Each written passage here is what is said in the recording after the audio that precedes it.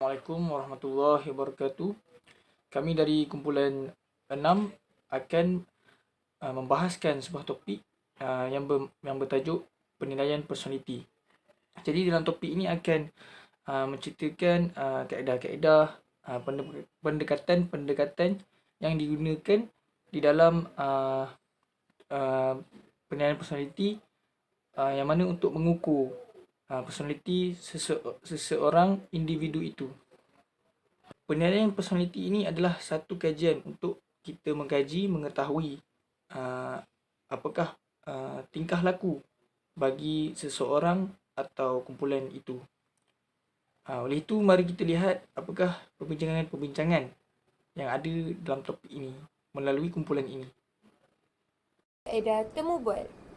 Kaedah temu bual adalah salah satu kaedah yang popular dalam membuat penilaian personaliti. Ahli psikologi menggunakan kaedah ini untuk memperolehi data tentang sejarah pesakit mengenai trait personaliti mereka atau keadaan mental seseorang itu. Kaedah temu bual terbahagi kepada dua, iaitu tidak berstruktur dan berstruktur. Kaedah temu bual berstruktur adalah kaedah yang dijalankan secara formal. Penemu bual merancang dengan teliti sebelum sesi temu bual itu diadakan. Dan terdapat juga soalan tertentu yang akan disediakan untuk responden sebelum sesi terapi itu dijalankan. Selain itu, soalan setiap responden juga adalah sama bagi menyelaraskan setiap soalan untuk setiap responden untuk mendapatkan penilaian yang sekata.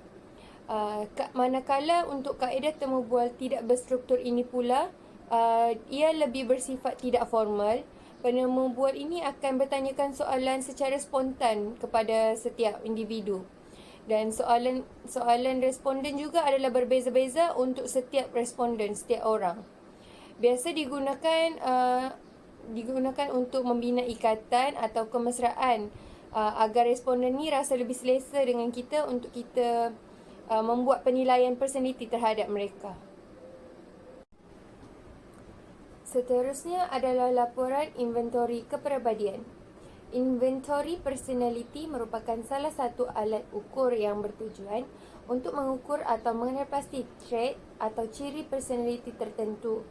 Antara trait atau ciri personaliti yang dapat diukur adalah agresif, analytical, autonomi, bersandar, extrovert, intelektual, introvert, kepelbagaian, ketahanan, kritik diri dan lain-lain. Alat ukuran ini juga mengandungi skala penipuan untuk menentukan kejujuran responden dalam menjawab item ujian. Inventori personality adalah soalan yang mendorong individu untuk memahami situasi dan perasaan masing-masing, dan soalan inventori ini terbagi kepada 3, iaitu Minnesota Multiplex Personality and Inventory, Russell Choice Inventory and Human, Wandsworth Temperament. Ujian projektif merupakan kaedah penilaian kepribadian dan ciri-ciri yang lain. Ujian projektif ini merupakan logik yang menjadi dasar kepada jenis data dan hipotesis yang sepadan, bahawa orang yang dinilai lebih cenderung untuk melakukan proses terhadap mental mereka sebagai ujian. Hal ini bertujuan adalah bagi mengenal pasti orang yang dinilai di dalam keadaan tidak sedar melalui pelbagai prosedur. Ujian projektif juga dianggap kurang terdedah kepada pemalsuan berbanding kaedah-kaedah yang lain, terutamanya yang berdasarkan laporan diri. Di antara ujian projektif tersebut ialah Rorschach. Ujian ini terdiri daripada 10 soalan yang berbintik-bintik tinta semantik. Ujian ini terdiri daripada 10 helaian soalan yang terdiri daripada bintik-bintik tinta simetri penampilan yang samar-samar. Orang yang menilai akan membentangkan helaian soalan dan memberikan perintah yang ditentukan olehnya kepada orang yang dinilai. Sebagai contoh, penilai akan memberikan perintah agar Orang yang dinilai harus menjawab soalan apa boleh jadi ini tanpa menerima apa-apa petunjuk yang lanjut. Lalu penilai kembali untuk menunjukkan imej bagi mengetahui apa aspek yang menyebabkan jawapannya. Secara umumnya, di dalam ujian Rorschach, lazimnya di kalangan orang dewasa adalah antara 17 hingga 27 kekerapan jawapan yang diberikan dalam populasi umum atau kandungan-kandungan tertentu. Analisis ini mungkin mencadangkan psikopatologi kepada orang yang dinilai. Seterusnya adalah ujian Apperception Thematic atau TAT. Ujian ini dibangunkan oleh Henry Murray dan merupakan ujian yang paling banyak digunakan, terutamanya di dalam penilaian orang-orang yang sah. Ujian ini terdiri daripada 31 helaian soalan dan hanya 20 helaian digunakan bagi setiap individu bergantung kepada jantina dan usia mereka. Ujian ini juga lebih berstruktur berbanding dengan ujian Rorschach. Hal ini kerana objektif ujian ini adalah bagi menganalisis keperluan dan tekanan psikologi orang yang dinilai. Ujian objektif adalah ujian yang sering digunakan untuk menilai personaliti. Ujian ini akan menilai aspek-aspek yang berlainan seperti pengetahuan, bakat, sikap, kecerdasan dan sebagainya. Ujian ini tidak mempunyai had masa dan penilai akan menjelaskan beberapa keadaan yang berbeza kepada orang yang dinilai agar mereka dapat menjawab soalan tersebut dengan ikhlas dan secara peribadi. Kadang-kadang ujian ini juga tiada jawapan yang betul mahupun salah. Ujian objektif yang pertama adalah Minnesota Multiphysics Personality Inventory atau lebih dikenali sebagai MMPI. Di dalam ujian ini, orang yang dinilai akan diberikan beberapa soalan untuk menjawab pernyataan sama ada pernyataan itu benar ataupun salah. Apa yang diukur di dalam ujian ini adalah ciri-ciri kepribadian yang bersifat relatif ataupun dikenali sebagai personality traits. Nilai prediksi dari tes ini juga sangat tinggi kerana memberi fokus kepada ciri-ciri kepribadian. Ujian objektif yang kedua adalah MBTI atau Myers-Briggs Type Indicators. Ujian ini adalah soal selidik yang memberikan keutamaan kepada psikologi yang berbeza. Ujian ini dibangunkan oleh dua orang Amerika, iaitu Catherine Cook Briggs dan anak perempuannya Isabel Briggs Myers. Ujian ini merupakan ujian yang dikembangkan daripada teori asal konseptual yang dicadangkan oleh psikiatri Switzerland iaitu Carl Jung. Terdapat 4 fungsi psikologi utama iaitu sensation, intuition, feeling dan thinking. Ujian ini dapat mengenal pasti 4 elemen tingkah laku yang dominan iaitu introversion ataupun extroversion, sensing atau intuition, thinking atau feeling dan judging atau perception. Pemerhatian merupakan teknik yang termasuk di dalam penilaian tingkah laku personaliti. Disebabkan kerana pemerhatian memiliki kepelbagaian data yang berpotensi sedia ada, penilai harus memutuskan jenis maklumat yang paling layak dan diinginkan di dalam keadaan yang berbeza. Pemerhatian tingkah laku juga dilakukan bagi mendapatkan maklumat yang tidak dapat diperolehi dengan cara yang lain. Data pemerhatian mesti mematuhi standard kebolehpercayaan yang sama dengan data yang diperolehi dengan mengikut langkah-langkah yang lebih formal. Nilai penilaian juga adalah bergantung kepada tingkah laku yang ditunjukkan semasa pemerhatian. Seterusnya adalah pendekatan-pendekatan yang terdapat dalam penilaian personaliti di mana ia terbahagi kepada 3 bahagian iaitu infografik, nomotetik dan psikometri. Ketiga-tiga pendekatan ini sering digunakan dalam bidang psikologi terutamanya bagi mengetahui dan mengenali personaliti maupun tingkah laku seseorang individu dengan lebih mendalam lagi. Pendekatan ini telah diperkenalkan oleh ahli falsafah Jerman iaitu Wilhelm Weinberg pada tahun 1848 sehingga 1915. Secara umumnya, penggunaan pendekatan infografik mengandaikan bahawa setiap manusia, setiap orang mempunyai struktur psikologi yang tersendiri, unik dan beberapa sifat yang hanya dimiliki oleh seseorang individu sahaja.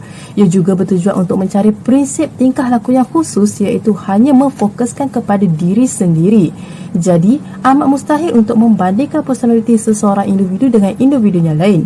Nomotetik pula mencari prinsip tingkah laku yang bersifat umum di mana hanya memfokuskan kepada sifat-sifat yang biasa dalam diri seseorang. Misalnya rajin, malas, suka, duka dan sebagainya.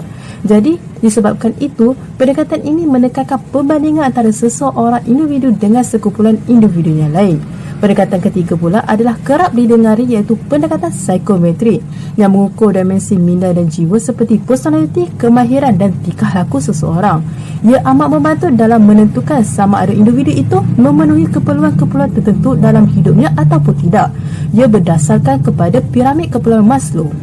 Istilah infografik berasal daripada perkataan Yunani iaitu idios yang bermaksud personaliti ataupun peribadi. Perkataan ini mempunyai andaian-andaian asas iaitu setiap manusia adalah unik dan berbeza-beza antara satu sama lain. Disebabkan itu, tujuan utama penggunaan infografik ini adalah untuk memahami manusia secara individual sahaja kerana ia lebih bersifat kepada pengkhususan diri dalam ciri-ciri keunikan seseorang melalui emosi, tingkah laku dan pengalaman yang berbeza. Pendekatan ini juga mengatakan bahawa pengaruh persekitaran memainkan peranan yang penting dalam perkembangan dan pembentukan kepribadian seseorang individu itu. Sebagai contoh penggunaan dalam teori psikoanalitik oleh Sigmund Freud iaitu 5 peringkat perkembangan personaliti iaitu peringkat oral 0 sehingga 18 bulan, peringkat anal 1 sehingga 3 tahun, peringkat falik 3 sehingga 6 tahun, peringkat latensi 6 sehingga 12 tahun dan peringkat genital iaitu 12 tahun ke atas yang melibatkan 3 komponen utama iaitu id, ego dan superego. Yang kedua adalah teori penyempurnaan diri oleh Carl Rogers dan teori personality Gordon Allport yang mengkategorikan 3 peringkat pembawaan personality iaitu peringkat cardinal, trait personality yang tidak dapat disembunyikan. Peringkat yang kedua adalah central iaitu personality yang bersifat major dalam menggambarkan perwatakan seseorang seperti extrovert ataupun introvert, dan yang terakhir adalah secundum, personaliti yang jarang digunakan melainkan terdapatnya provokasi ataupun sebab-sebab tertentu seperti keresahan akibat dipaksa untuk bercakap di hadapan khalayak ramai. Seterusnya adalah pendekatan infografik ini berorientasikan subjektif iaitu kaedah pendedahan individu mengenai diri sebagai objek pemerhatian dan projektif, kaedah permintaan individu untuk menyatakan pendapat ataupun tingkah lakunya dengan bebas. Dan seperti yang diterangkan tadi, ia terdapat dalam psikologi humanistik dan psikoanalitik ataupun nama lain dia adalah psikodinamik. Jelaslah bahawa pendekatan infografik ini akan menjalankan penyelidikan personaliti yang sangat terperinci tentang kehidupan pesakit. Misalnya melalui terapi terapeutik yang dapat memahami masalah yang dihadapi secara tidak langsung, dapat membantu mereka bagi mengatasi gangguan psikologi secara berperingkat. Pemilihan kaedah kualitatif seperti terapi secara temu bulat ini membolehkan ahli psikologi memahami dan memberikan pandangan yang lebih sesuai dan mendalam dengan apa yang berlaku dalam kehidupan para pesakit tadi. Seterusnya adalah pendekatan nomotetik yang berasal daripada perkataan Yunani nomos yang bermaksud undang-undang tingkah laku umum yang terpakai kepada semua tingkah laku manusia. Penilaian pendekatan ini adalah untuk membandingkan individu dari segi sifat atau dimensi yang menyamakan tingkah laku melalui undang-undang teori. Sebagai contoh penggunaan pendekatan nomotetik ini adalah dalam teori model kepribadian 16 faktor Raymond Carter, antaranya kehangatan, kestabilan emosi, kepekaan, keberanian sosial, kepribadian dan juga keterbukaan untuk berubah. Yang kedua adalah teori model kepribadian Hans Eyzat iaitu trait personality yang diukur berdasarkan 3 dimensi iaitu introversi ataupun ekstroversi, neuroticism dan juga psychotism, serta teori 5 faktor major personality iaitu keterbukaan, kesedaran, ekstroversi, keserasian dan neuroticism. Pendekatan ini berorientasikan objektif dan psikometri. Oleh itu, ia berupaya untuk meramalkan sesuatu tingkah laku seseorang individu itu. Secara ringkasnya, nomotetik boleh didapati dalam psikologi biologi, behaviorism dan juga pembelajaran sosial. Contoh dalam eksperimen yang dilakukan oleh Ivan Pavlov dan juga Skinner yang menggunakan haiwan untuk memerhatikan tingkah laku mereka. Setelah diberikan rangsangan dan mengkaji apakah tindak balas terhadap rangsangan tersebut, maka wujudnya undang-undang pembelajaran melalui proses pelaziman klasik dan operan yang dipengaruhi oleh keadaan persekitaran objek uji kaji tersebut. Seterusnya, ia membawa kepada proses generalisasi terhadap manusia iaitu eksperimen The Little Albert oleh J.B. Watson. Pendekatan terakhir adalah pendekatan psikometrik yang sering digunakan dalam alam persekolahan. Psikometrik adalah gabungan daripada dua perkataan iaitu psiko, jiwa dan metrik iaitu ukuran. Maka ia membawa maksud penilaian yang dibuat bagi mengukur dimensi keupayaan minda ataupun jiwa seperti personaliti, kecerdasan dan aptitude ataupun kebolehan, sikap dan juga pengetahuan individu. Menurut N. Anastasi, psikometri adalah satu pengukuran sampel tingkah laku yang bersifat objektif dan mempunyai standard-standard tertentu. Untuk pengetahuan kita semua, instrumen psikometrik yang pertama direka oleh pakar psikologi Perancis iaitu Alfred Binet melalui ujian IQ Stanford Binet yang berkonsepkan perbandingan kecerdasan, di mana ia membantu pihak sekolah untuk mengenal pasti pelajar-pelajar yang mengalami kesulitan dalam proses pembelajaran dan pengajaran di sekolah. Selain daripada untuk mencari jalan penyelesaian bagi mengenal pasti, pelajar yang memulakan bantuan khusus, misalnya dalam masalah 3M iaitu membaca, menulis dan mengira. Disebabkan itu, pendekatan ini kerap kali digunakan dalam penilaian pendidikan, terutamanya bagi mengetahui kecenderungan kecerdasan, minat, sikap, kemahiran berfikir dan penyelesaian sesuatu masalah. Lebih-lebih lagi apabila penggunaannya bagi mengetahui personaliti seseorang individu melalui ujian-ujian seperti Inventory Personality Multiplex Minnesota dan Myers-Briggs Type Indicator yang boleh dikenali sebagai ujian MBTI, dan semua ini boleh didapati dalam bentuk skala Likert. Ia juga boleh menentukan seseorang itu mempunyai personaliti seperti ISTJ, INFJ, INTJ, ENFP ataupun ESTJ yang terdiri daripada extraversion, introversion, sensing, intuition, thinking, feeling, judging dan juga perceiving. Penilaian pendekatan psikometrik terbahagi kepada dua iaitu aptitude dan personality. Aptitude terbahagi kepada dua iaitu aptitude am dan aptitude khusus. Dan personality terbahagi kepada dua iaitu inventory trait personality serta inventory minat kerjaya. Aptitude khusus atau dikenali sebagai inventory kecerdasan pelbagai atau AKP mempunyai 9 komponen utama iaitu verbal, linguistik, visual ruang, logic matematik, muzik, naturalist, kinestetik, interpersonal, intrapersonal dan existential. Seperti yang dapat dilihat di bahagian penerangan tersebut, setiap komponen atau konstruk adalah berbeza antara satu sama lain. Misalnya, verbal linguistik adalah keupayaan dalam mendengar, berfikir dan berkomunikasi. Visual ruang adalah keupayaan dalam menggunakan dan menginterpretasi gambaran visual kepada dunia sebenar dan seterusnya. Jika kita lihat dua contoh IKP ini menunjukkan nilai peratusan konstruk yang berbeza iaitu melibatkan dua individu yang berlainan.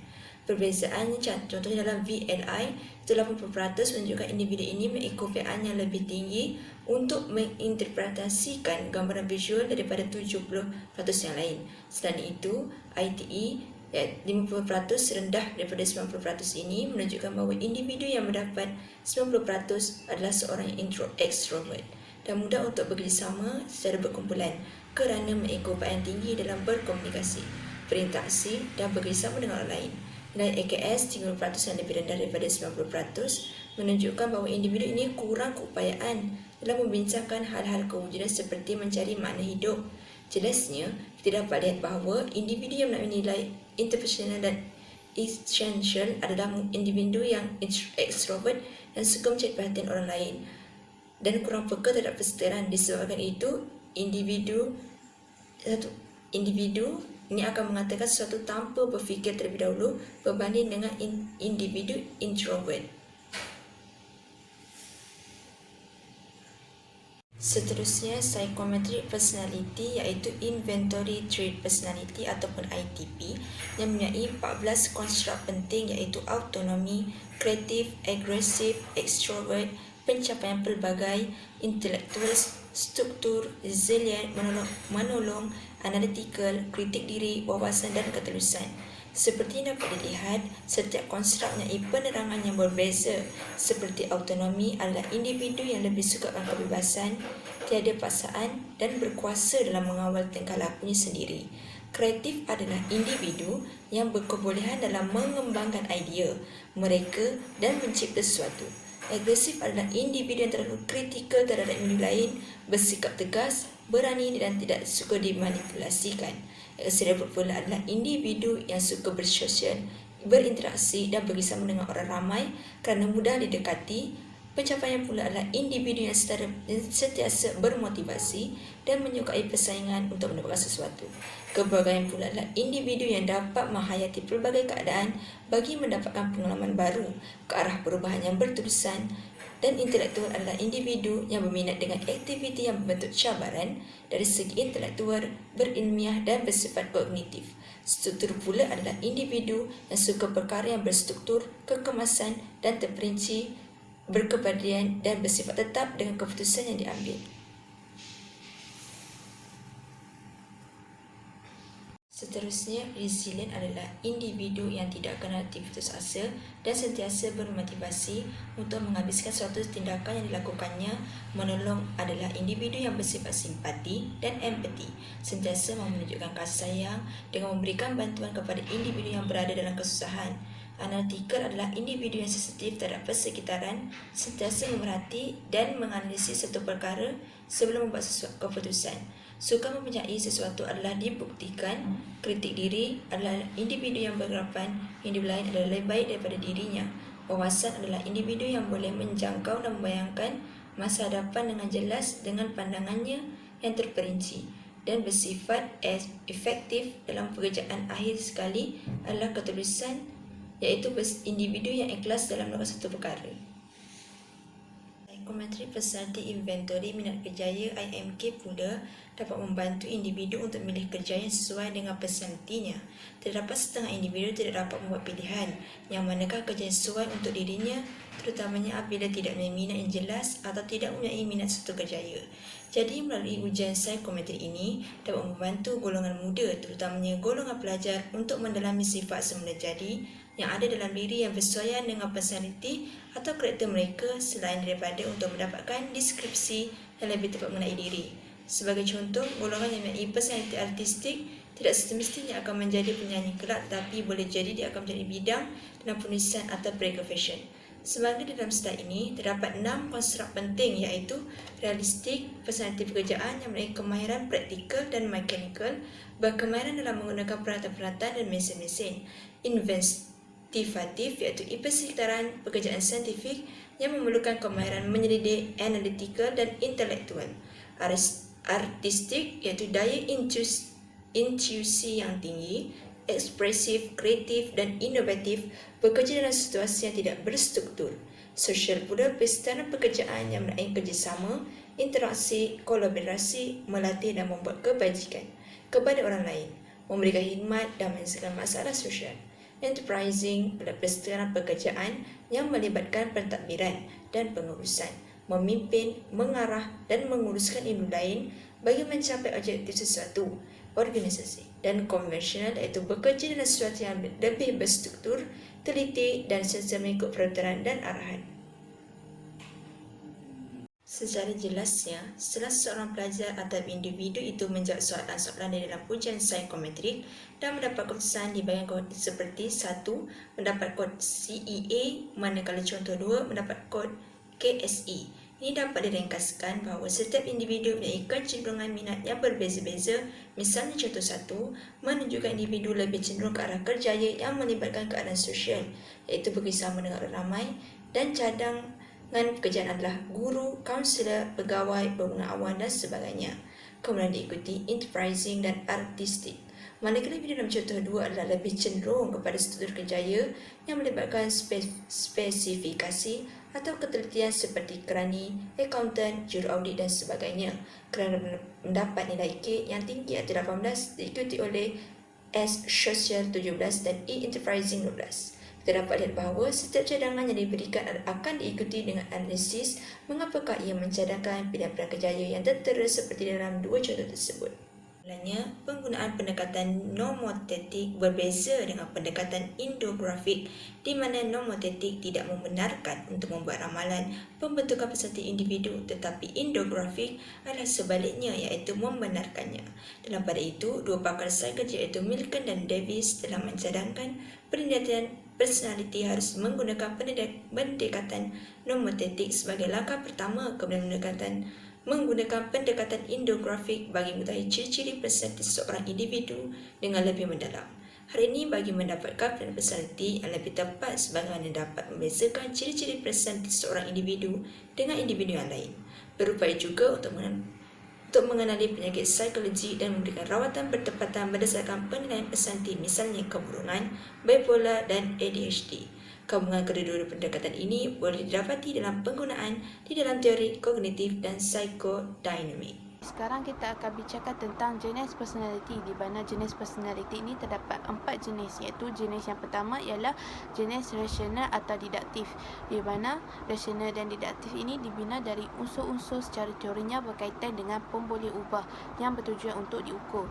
Untuk ujian rasional ini, ujiannya adalah berdasarkan kriteria hipotesis dan diandaikan bahawa terdapat korelasi antara kriteria hipotesis dan item ujian. Ujian rasional dan didaktif ini juga berdasarkan kriteria empirikal dan faktorial yang mana ia menghasilkan instrumen penilaian yang lebih dipercayai dan sah. Jenis ujian yang kedua adalah jenis empirikal, di mana ujian ini ialah ujian yang menilai korelasi antara respons subjek ke item penilaian dan kriteria luaran. Sebagai contohnya, dalam sekumpulan subjek yang menunjukkan ciri-ciri tertentu seperti ciri-ciri gangguan psikologi, ianya dinilai dan item dianalisis untuk memilih yang paling mewakili pemboleh ubah kriteria. Ujian personality empirikal yang paling terkenal adalah Inventory Kepribadian Multifasik Minnesota (MMPI) yang dikembangkan oleh Stark R. Hathaway dan Charlie McKinley pada tahun 1942. MMPI ini terutamanya digunakan untuk menilai kehadiran ciri kepribadian yang relevan dalam psikopatologi seperti paranoia, kemurungan atau introsocial. Jenis ujian personaliti yang ketiga ialah ujian faktorial atau sifat, di mana ujian faktorial ini menilai aspek seperti keterbukaan, kesopanan, altruisme atau kepekaan terhadap keperluan orang lain. Contohnya soal selidik kepribadian oleh Raymond B. Cattell yang lebih dikenali sebagai 16PF. Ia telah menjadi salah satu ujian personaliti yang paling banyak digunakan untuk masa yang lama. Ujian ini menilai 16 faktor atau sifat asas yang dikelompokkan kepada 4, iaitu pemberontakan, kecukupan, kawalan kendiri dan ketegangan. Jenis personaliti yang keempat pula ialah campuran atau dikenali sebagai kriteria gabungan. Ujian kepribadian tertentu tidak boleh dipertimbangkan secara rasional, empirikal atau faktorial, tetapi ia dibina daripada gabungan kriteria.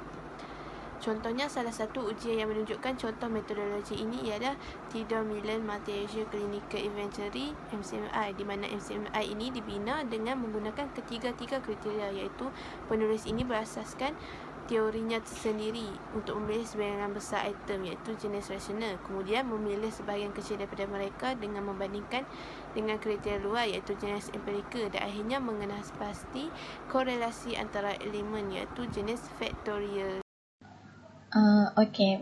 Bahagian seterusnya ialah bahagian kepentingan melakukan ujian penilaian personaliti. Kepentingan yang pertama ialah untuk melihat perubahan kepribadian. Setiap individu itu akan mengalami perubahan sikap dari semasa ke semasa. Jadi dengan pengambilan ujian penilaian personaliti ini, kita dapat mengenal pasti perubahan yang dialami ialah perubahan yang baik ataupun buruk. Seterusnya juga kita dapat memahami kekuatan dan kelemahan diri sendiri, dan secara tak langsung kita dapat memperbaikinya.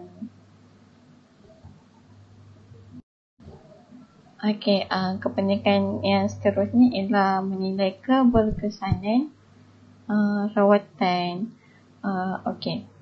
Penilaian personaliti ini penting untuk mengkaji tahap keberkesanan rawatan yang telah dijalani oleh individu-individu yang terlibat dalam masalah psikologi. Kepentingan yang seterusnya ialah kita dapat mendiagnosis masalah psikologi. Kita dapat mengenal pasti masalah psikologi yang dihadapi oleh individu-individu tersebut. Dan secara tak langsung kita dapat mengesain masalah psikologi ini dari peringkat awal lagi, dan kita dapat memudahkan urusan pemulihan. Kepentingan yang terakhir ialah mengenal pasti kesesuaian kerjaya. Dengan adanya ujian penilaian personaliti ini, kita secara tak langsung dapat mengesain pekerjaan yang bersesuaian dengan minat dan kemahiran individu itu sendiri. Dan dengan adanya ujian ini, kita dapat mengembangkan lagi minat dan kerjaya seseorang itu kepada atau ke peringkat yang lebih tinggi. Kesimpulan yang kita dapat buat daripada perbincangan tadi adalah dengan wujudnya pendekatan-pendekatan, kaedah-kaedah, teknik-teknik yang khusus untuk mengukur personaliti, maka kita akan dapat memahami tingkah laku manusia dengan lebih baik. Dengan itu, kita boleh membuat tindakan untuk membantu mana-mana tingkah laku yang dianggap bermasalah. Dengan itu juga kita dapat membantu orang-orang di sekeliling kita dengan kajian yang dilakukan. Oleh itu, sekian, terima kasih dari kumpulan 6.